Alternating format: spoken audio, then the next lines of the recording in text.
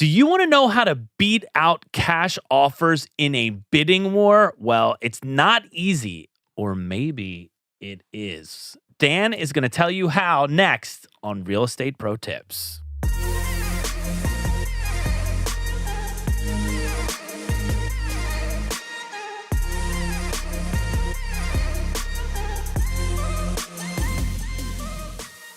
Hey everyone, I'm Ben Belack, Beverly Hills super realtor. I am here with friend, rockstar, team member, Dan Hendrix. Dan is going to tell us today how to navigate the bidding war, particularly how to beat cash offers. They are not invincible. Dan, break it down.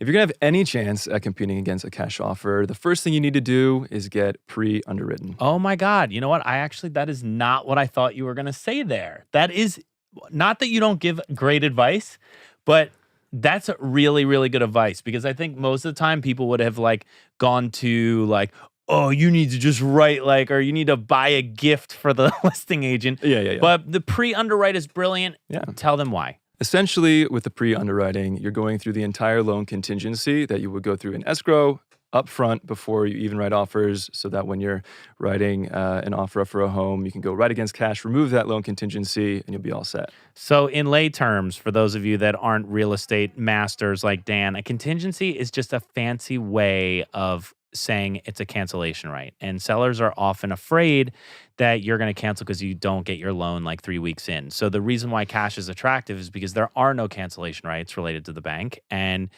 a pre-approval is not a full approval. Full approval, you really got to hand over everything. And sometimes after the bank pre-approves you, they change their mind. Yeah, sometimes. So if you give it to them all in advance and they say you're good, you waive that cancellation right, and then you're similar to cash. Yeah, and you can feel good about it too because you've already done it. Yeah, there's no nerves, and also it does make the process much easier. Yeah, way less sweat going. That is a good one.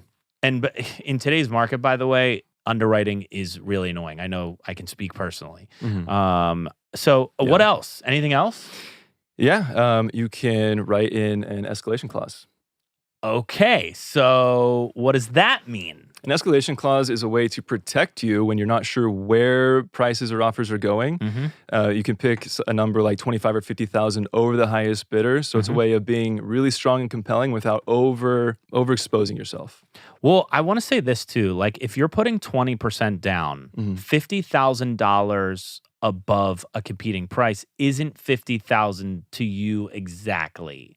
If you're putting 20% down, it's $10,000 to you, which would be 20% of $50K. And the rest goes to the loan amount, which is spread out over 30 years and then by 12 payments per year. You don't really feel it that much. And so you got to really look at what your net is with your interest rate, because by buying now versus a year from now, if the market keeps going up in this crazy pace, sometimes the deal is getting it. And I think also if the listing agent's representing a buyer, even if they're trying to give a first right of refusal, that escalation clause says, hey, we're still $50K over. Yeah. So, with evidence of that offer, you're ready to go. That's really good advice. Anything else? These are two mega nuggets. What else? For sure. One more for you. There's obviously standards of practice in any market. So you can do something a little bit special, try to get the seller's attention, maybe credit them toward their own closing costs, offer them a free rent back, or something along those lines. I had no idea where you were going. You were like, there's standards of practice.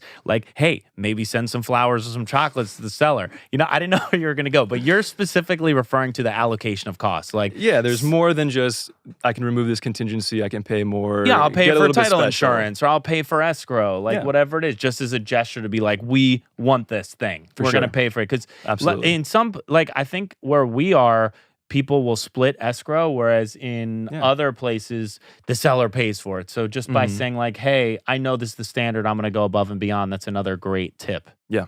Thanks, Dan. You're welcome. Dude, you brought the heat. I brought the heat, baby. All right, anyway, again, I'm Ben Belack. This is Dan Hendrix. We sell properties in Los Angeles, Beverly Hills, Hollywood Hills, Los Feliz, Silver Lake, Malibu, Santa Monica, the greater Los Angeles area. If you have any questions, we're going to put our information up here on the screen. Also, you can message us in the comments below. Otherwise, we'll see you next week.